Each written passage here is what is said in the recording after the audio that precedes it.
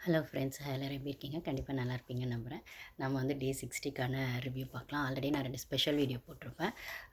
Actually பார்த்தீங்கன்னா 24/7 நான் பார்க்கறனால அப்போதைக்கு அப்போ எனக்கு எது இன்ட்ரெஸ்டிங்காக தோணுதோ அது வந்து 1 ஹவரில் வருது வரல அப்படிங்கிறது இல்லை. ஏன்னா விஜய் டிவியே ஃபில்ட்ரு பண்ணி தான் காட்டுறாங்க அப்படின்னு தெரிஞ்சு போயிடுச்சு.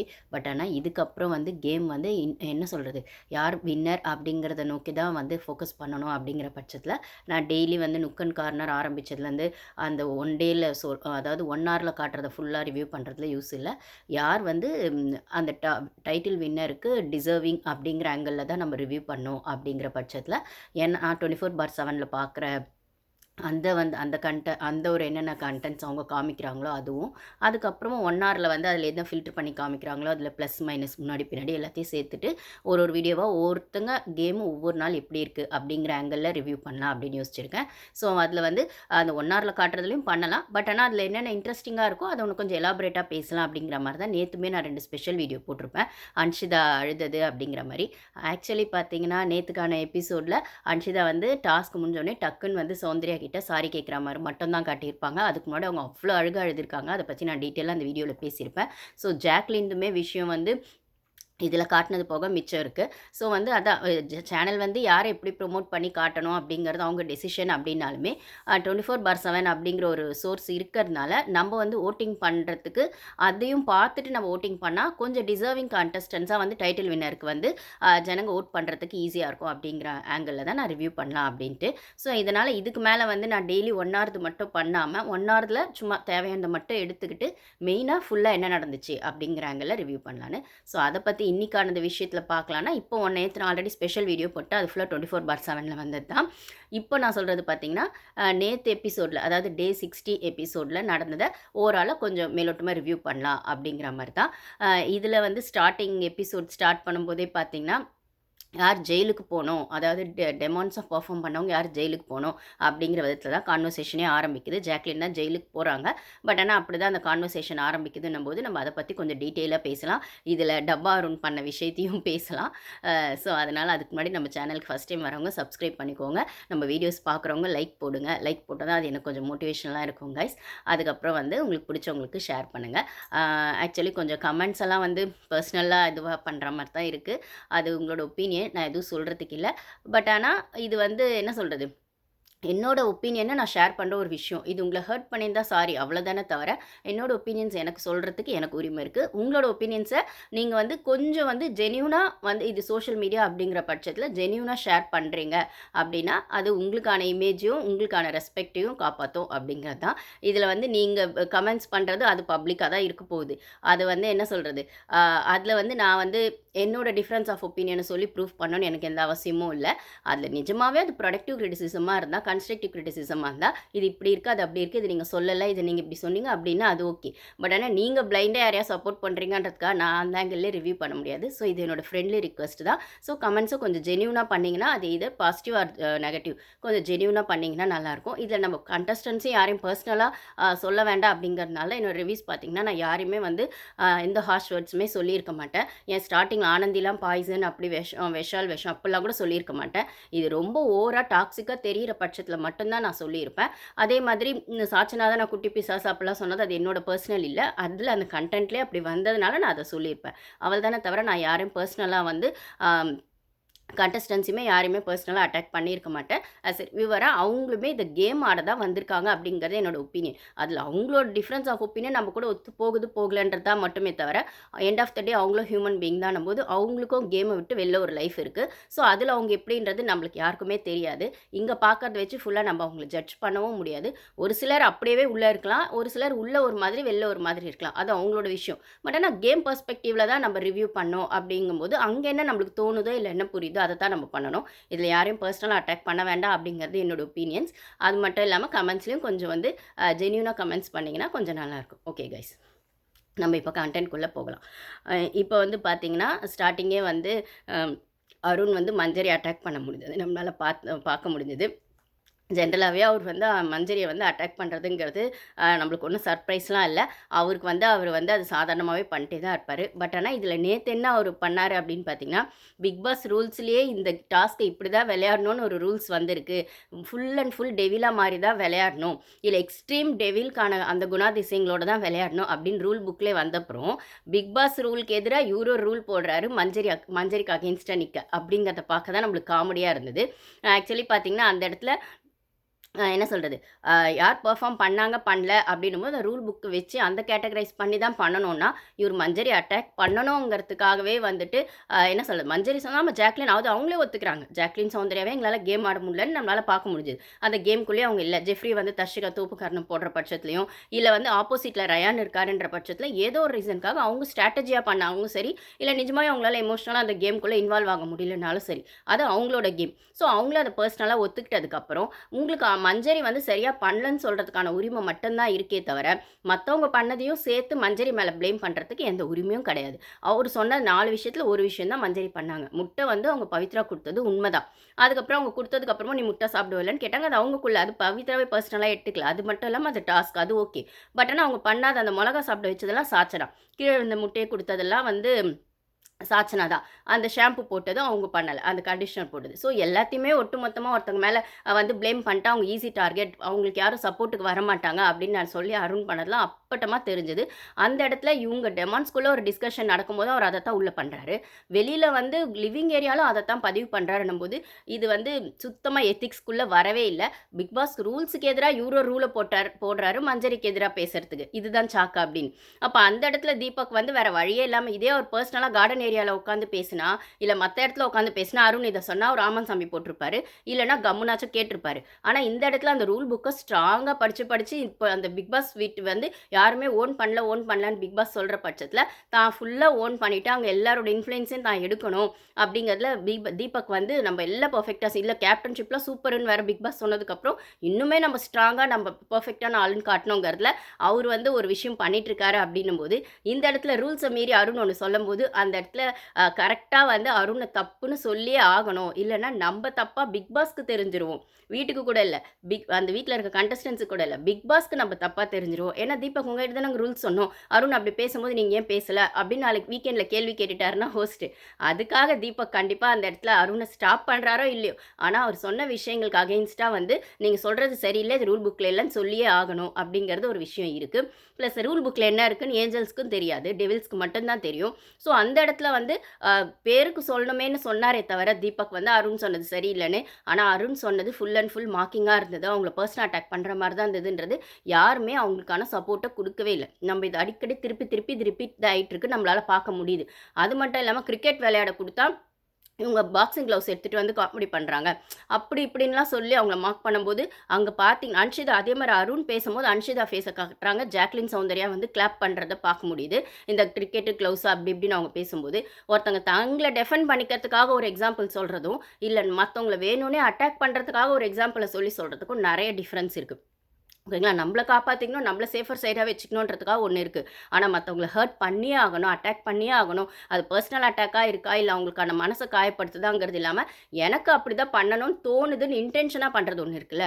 ஸோ அருண் நம்மளால் அப்படி தான் அருணை பார்க்க முடியுது. அவர் இன்டென்ஷனாக மஞ்சரி அட்டாக் பண்ணலாம். அங்கே யாருமே அது என்ன ஏதுன்னு கேட்கவே இல்லை. அவர் அப்படி பேசக்கூடாதுங்கிறதுலேயே சொல்லலை. ஒரு இடத்துல முத்து சொல்ல வராரு, அதுக்கப்புறம் தீபக்குமே இந்த ரூல்ஸ் புக்லன்னு சரி ஓகே பேசட்டும் இது எல்லாமே அவருக்கு தான் பேக் ஃபயர் ஆகும்னு நான் சொல்கிறேன். அவர் எந்த அளவுக்கு வந்து ஒரு கண்டஸ்டன்ஸ் இது வரைக்கும் முத்துவ சொல்லிட்டு இருந்தார் மண்டை கழுவுறதுன்னு.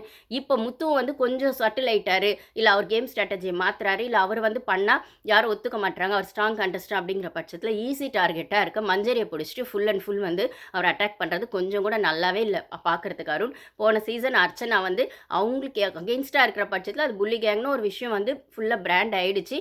அது அவங்க ஸ்ட்ராட்டஜி, அவங்க ஒன்று பண்ணாங்க, அது ஓகே. ஆனால் இந்த சீசனில் நீங்கள் பர்சனலாக முத்துவை பண்ணுறதாகட்டும், இல்லைனா மஞ்சரியை பண்ணுறதாகட்டும், உங்களுக்கு கேம் ஆடணும்னா நீங்கள் ஆடுங்க. ஆனால் அது இந்த அளவுக்கு எத்திக்க இல்லாமல் ஒரு அன்ஃபேராக ஆடுறது, இல்லை பர்சனல் அட்டாக் பண்ணணுன்னு நீங்கள் அப்பட்டமாக பண்ணுறது மற்றவங்களுக்கு புரிகிற பட்சத்தில் உள்ளே இருக்க கண்டஸ்டன்ஸ்க்கே புரியுதுன்னா வெளில இருக்க ஆடியன்ஸ் நம்மளுக்கு எல்லாமே தெரியும். உள்ளே இருக்க கண்டஸ்டன்ஸ் அந்த 4 செவத்துக்குள்ள இருக்க கேமரால எது வருது வரலன்னு அவங்களுக்கு தெரியாது.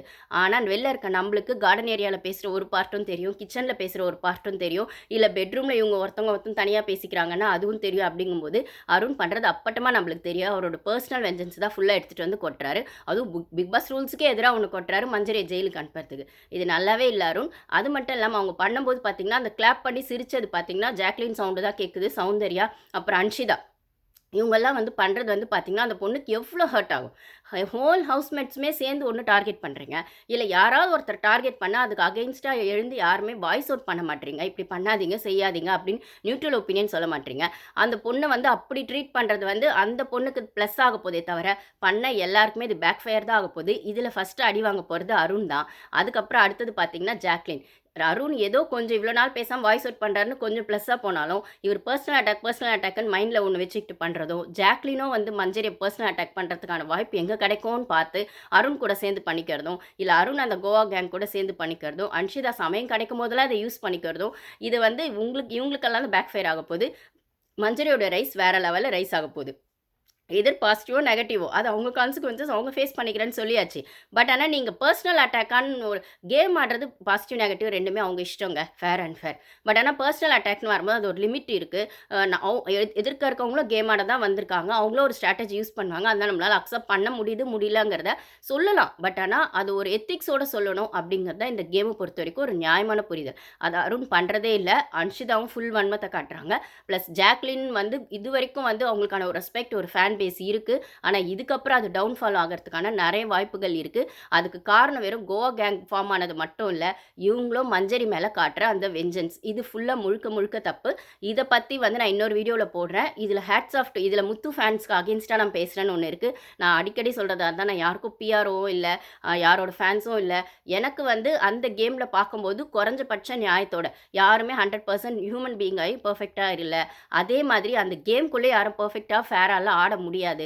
பட் ஆனால் குறைஞ்சபட்ச நியாயத்தோட வன்மத்தை காட்டாமல் எதிர்க்க இருக்கவங்களும் கேம் ஆட வந்திருக்காங்க, அந்த ஸ்பேஸ் அவங்களுக்கும் கொடுக்கணும். அவங்க ஸ்பேஸையும் சேர்த்து வச்சு நான் கேம் ஆடுறேன்றது கூட ஓகே, அதுவும் ஒரு ஸ்ட்ராட்டஜி தான். ஆனால் அதில் வந்து ஒரு ஹியூமன் பீயிங்கன்ற பட்சத்தில் அவங்கள ரொம்ப காயப்படுத்தக்கூடாது அப்படிங்கிறது ஒரு விஷயம். பட் ஆனால் இந்த டெவில் டாஸ்க் அப்படின்னு வர்ற பட்சத்தில் இது இப்படி தான் ரூல்ஸ் பிரகாரம் விளையாடணும், டாஸ்கே இதுதான் பிக் பாஸ் சொன்னதுக்கப்புறம் அதுக்கு எதிராக ஒரு ஸ்ட்ராட்டஜி அருண் மஞ்சரிக்கு எதிராக பண்ணணுங்கிறதுக்காகவே பிக் பாஸ் ரூல்ஸ்க்கு எதிராக ஒரு ஸ்ட்ராட்டஜி பண்ணதை நம்மளால் பார்க்க முடிஞ்சது. அங்கே வந்து சௌந்தர்யாவோ ஜாக்லினோ சிரிச்சதோ அன்ஷிதா வந்து கிளாப் பண்ணதோ அந்த ஒரு 2 கிளாப் சத்தம் வந்ததுமே அது சரின்னு எனக்கு தோணல. அந்த இடத்துல ஜெஃப்ரி எழுந்து ஸ்டாண்ட் எடுத்துருக்கணுமோ அப்படின்னு எனக்கு ஒன்று தோணுது. அவர் ஏஞ்சல் குரூப்லேயே கூட இருக்கலாம். ஆனால் ஆஸ் அ கேப்டனாக எழுந்து இப்போ வந்து லிவிங் ரூமில் ஒரு டாஸ்க் பற்றி பேசுகிறீங்க, ஜெயிலுக்கு யார் அனுப்பணுன்றதை பற்றி பேசுகிறீங்க. இதில் வந்து அவங்கவுங்க ஒப்பீனியனை சொல்கிறதுக்கு தான் அவங்களுக்கு ரைட்ஸ் இருக்கே தவிர ஒருத்தங்களை பர்சனலாக அட்டாக் பண்ண எந்த ரைட்ஸும் இல்லை. அதுக்காக நீங்கள் கிளாப் பண்ணுறதோ தப்பு அப்படின்னு ஜெஃப்ரி எழுந்து பேசியிருக்கணுமோ, ஒரு கேப்டனாக அவர் அதை அட்ரஸ் பண்ணியிருக்கணுமோ அப்படின்னு எனக்கு தோணுது. இதே அவங்க கோவா கேங்கில் யாராச்சும் பேசியிருக்க மாட்டாரா? இல்லை தீபக்கு அப்படி ஒரு விஷயம் நடந்திருந்தால் மற்றவங்க யாரும் வாய்ஸ் அவுட் பண்ணியிருக்க மாட்டாங்களா? டாஸ்க்கு மட்டும் பேசுங்க, எதுக்கு தேவையில்லாமல் பேசுகிறீங்க அப்படின்னு சொல்லியிருக்க மாட்டேன். இல்லை கிளாப் இதெல்லாம் பண்ணுறதுன்றது எவ்வளோ ஒரு பார்க்குறதுக்கே வந்து இவங்கெல்லாம் மனுஷங்களா அப்படின்னு தோன்ற அளவுக்கு ஒரு வன்மத்தை காட்டணுமா அப்படிங்கிறது ஒரு விஷயம் இருக்குது. ஸோ இதுதான் நான் பேசணும்னு நினச்சேன்.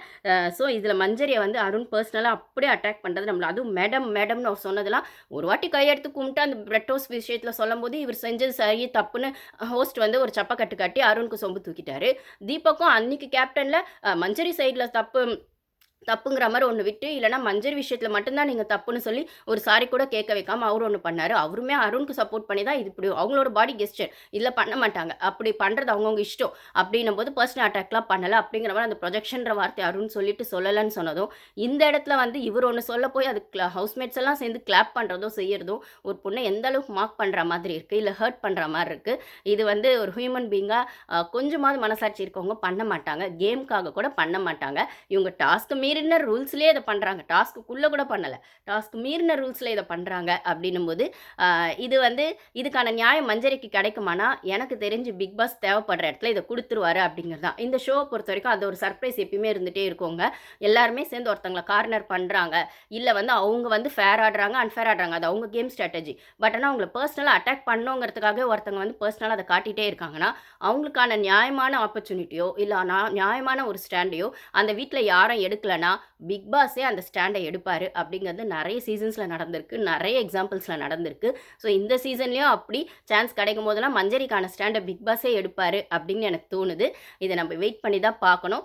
ஸோ அதனால் பர்சனல் வெஞ்சன்ஸ் கொட்டுற எல்லாருக்குமே பல்ப் நிச்சயம். அது பிக் பாஸ் வீட்டில் இருக்கவங்க யாரும் கேட்க வேண்டாம், வீட்டில் இருக்கவங்க யாரும் வந்துட்டு மஞ்சரிக்கு சப்போர்ட் பண்ண வேண்டாம், பிக் பாஸே அதை சப்போர்ட் பண்ணுவார். அதாவது மஞ்சரி வந்து நிஜமாக நியாயமாக ஆடுற பட்சத்தில் அவங்களுக்கான நியாயம் ஏதோ ஒரு இடத்துல கிடச்சிட்டு தான் இருக்கும். அது வீட்டில் இருக்கவங்க கொடுக்கலனாலும் பிக் பாஸ் கொடுப்பாரு அப்படிங்கிறது என்னோட ஹோப்பாக இருக்குது. வெயிட் பண்ணி பார்க்கலாம் கைஸ். அதுக்கப்புறம் பார்த்திங்கன்னா இந்த டாஸ்க்கு ஜெயிலுக்கு வந்து ஜாக்லின் போயிடுறாங்க ஒரு வழியாக. போனதுக்கப்புறம் வந்து அந்த டாஸ்க் அப்படியே ஸ்வாப் ஆகுது. ஸ்வாப் ஆகும்போது அப்படியே டெமான்ஸாக இருந்தவங்க ஏஞ்சல்ஸாக இருந்தவங்க டெமான்ஸாகவும் மாறும்போது அது என்ன மாதிரிலாம் கேமை சேஞ்ச் பண்ணிச்சு அப்படிங்கிறத பற்றி நம்ம நெக்ஸ்ட் வீடியோவில் பார்க்கலாம். பட் ஆனால் அதில் நடந்த விஷயங்களையும் நான் வந்து ஒரு ஸ்பெஷல் வீடியோவை போட்டிருக்கேன். என்எஃப்பி வந்து மஞ்சரிக்கு தான் கிடச்சிது. அது வந்து லைவில் நான் பார்த்து அப்படியே அந்த டிஸ்கஷனை உங்களுக்கு நான் ஸ்பெஷல் வீடியோவாக போட்டிருக்கேன். இது 1 ஹவரில் எந்த அளவுக்கு வரும்னு தெரில. அதுலேயும் ஜாக்லின் வந்து ஃபுல்லாக வந்து ஒரு ப்ளே பண்ணி ஜாக்லின் பண்ணுறது ஸ்மார்ட்னா, அருண் வந்து ஒரு விஷயத்தை இல்லாத ஒரு விஷயத்தை எடுத்து வச்சு பேசுறது ஸ்மார்ட்னா, மஞ்சரி தனக்கான ஒரு டெஃபெண்ட் எடுக்கிறது ஏன் ஸ்மார்ட்டாக இருக்கக்கூடாது? அது எப்படி தப்பாகும்? தீபக் தன்னோட விஷயம் வெளியில் தெரியக்கூடாது, நம்ம ஆட்டிடியூடாக இருக்கிறதோ இல்லை நம்ம ஒரு கேம் ப்ளே பண்ணுறோன்றதோ மற்றவங்களுக்கு தெரியாமல் மற்றவங்ககிட்ட நல்ல பேர் வாங்கிட்டே ஒன்று பண்ணோங்கிறது அவரோட ஸ்ட்ராட்டஜியாக இருந்தால், முத்து மேனிப்புலேட் பண்ணி பண்ணுறது அவரோட ஸ்ட்ராட்டஜியாக இருந்தால், அப்போ வந்து மஞ்சரியும் தனக்கான விஷயத்துக்காக ஒரு ஸ்மார்ட்டாக ஒரு ஸ்ட்ராட்டஜி ஏன் பண்ணக்கூடாது? அது அவங்க ப்ரோட்டகனிஸ்டாக காட்டிக்கிறாங்களோ ஆன்டகனிஸ்டாக காட்டிக்கிறாங்களோ அது அவங்க இஷ்டம். உங்களுக்கே அது குத்துது கூடாது அப்படிங்கிறது தான் என்னோட கேள்வியாக இருக்குது. எல்லாரும் கேம் ஆட வந்திருக்கீங்க, எல்லாரும் கண்டஸ்டன்ஸ் தான், எல்லாரும் அவங்கவுங்க ஸ்ட்ராட்டஜி யூஸ் பண்ணுங்கள். யார் வந்து ரேஸில் வின் பண்ணுறாங்களோ அவங்களுக்கான கப்பு வரப்போகுது. இதில் நீ கேமே ஆடக்கூடாதுன்னு சொல்கிறதுக்கான ரூல்ஸ் யாருக்கும் கிடையாது. இல்லை இப்படி தான் ஆடணும் ஆடக்கூடாதுன்றதையும் எல்லாருமே அங்கே அடல்ட்ஸ் தான். அவங்களுக்கு தெரியும் அது எப்படி வெளில போகும் போகாதுன்னு. அதுக்கான கான்சிக்வன்ஸ் அவங்க ஃபேஸ் பண்ணிக்கிறாங்க. ஆனால் ஒருத்தங்களை அட்டாக் பண்ணியே நீங்கள் இந்த கேம் ஆடணும் போது அதுக்கான பேக் ஃபயர் நீங்கள் வந்து அவுட் ஆஃப் தி கேம் வந்தப்புறமும் ஃபேஸ் பண்ண வேண்டியதாக இருக்கும். இது அருணுக்கு தெரியுமான்னு தெரில. போன சீசன் அர்ச்சனாக்கு இது நல்லாவே தெரியும். மேபி அர்ச்சனா வந்து கொஞ்சமாவது அருணுக்கு வந்து ஏதோ லெட்டர் அனுப்பிச்ச விதத்தில் அதே மாதிரி கொஞ்சம் சொல்லி அனுப்பிச்சிருக்கலாம். பர்த்டேக்கு லெட்டர் அனுப்பும்போது நீங்கள் ஆடுறது சரியில்லை அருண்னு சொல்லியிருக்கலாம். அவங்க சொல்லலை போல். ஏன்னா போன சீசனில் அவங்க ஆடின கேம் வேறு, அவங்க ஆனது புள்ளி கேங்க்கு எதிராக. ஆனால் இவர் புள்ளி பண்ணுற மாதிரியே கேம் ஆடிட்டுருக்காரு. ஸோ வந்து இது எப்படி போகுன்னு தெரில, நம்ம வெயிட் பண்ணி தான் பார்க்கணும் கைஸ். இதில் டமுக்கு டப்பா பற்றி நம்ம நெக்ஸ்ட் வீடியோவில் பேசலாம். டமுக்கு டப்பான்னு அதை பற்றி நம்ம நெக்ஸ்ட் வீடியோவில் பேசலாம். Thank you guys.